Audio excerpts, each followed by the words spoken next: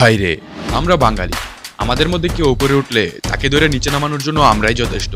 বাইরে থেকে শত্রু আমদানি করে আনার কোনো দরকার নাই। যেমন আমাদের আগারগাঁওয়ের কেক ফ্যাক্টরির সাকসেস দেখা আমাদের প্রশাসনের পিছন জয়লাপুরা চাই।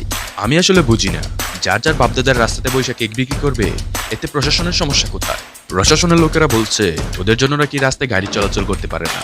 আমি বুঝি না, গাড়ি কি রাস্তায় চলাচল করে নাকি? গাড়ি চলবে আকাশে। থেকে প্রায় 2 সেকেন্ড আগে আমি এইটা জানতে পারছি, একটিতে এমন মানুষও দোকানদারি করে যারা ফুটপাত থেকে কোনো কিছু কিনে খাইতেও লজ্জা পায়। বুঝতেই পারছো ওরা কতটা অসহায় বড় লোক। ওরা এই কেক বিক্রি করে তাদের বাসা থাকা ছোট ছোট দুটা বাপ মাকে খাবার কিনে দেবে। এদের পেটে লাথি মারল প্রশাসন, তাই আমি প্রশাসনকে তীব্র নিন্দা জানাই। গত 6 সেকেন্ড ধরে কেক কোর্টটি নিয়ে স্টাডি করার পর জানতে পারি, কেক কোর্টটি বন্ধ করার সবচেয়ে বড় রিজন হচ্ছে এই সান্ডা ড্যান্স দেওয়া প্রাণীটা। কারণ এই প্রাণীটা সান্ডা ড্যান্স দিতে দিতে যেই পরিমাণে ক্রিঞ্জ ছড়াইছে, দেশে সার্ভাইভ করা একেবারেই অসম্ভব। প্রশাসনের মতে যারা দ্বিতীয় বিশ্বযুদ্ধে সার্ভাইভ করছে তারাও আমাদের দেশে আসলে তার ক্রিঞ্চে আক্রান্ত হয়ে মারা যাবে। শেষমেশ আমিও একটা কাজের কথা কই।